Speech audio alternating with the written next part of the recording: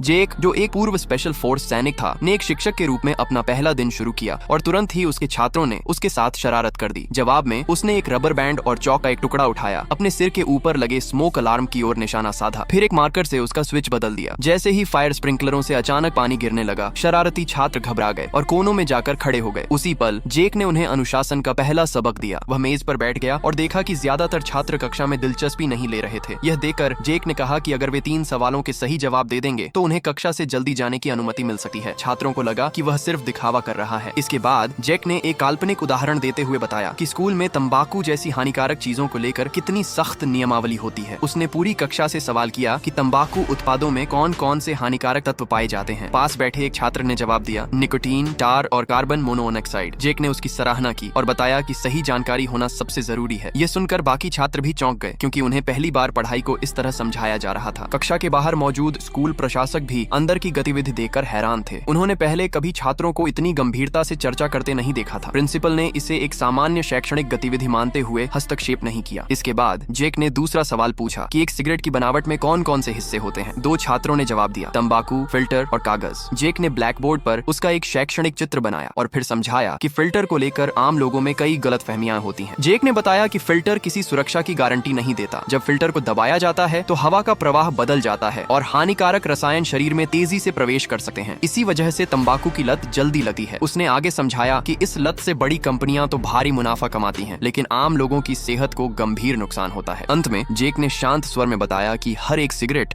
इंसान की उम्र को औसतन कई मिनट तक कम कर सकती है। यह सुनकर पूरी कक्षा में सन्नाटा छा गया। छात्रों को पहली बार एहसास हुआ कि यह सबक सिर्फ पढ़ाई का नहीं बल्कि जिंदगी का भी था।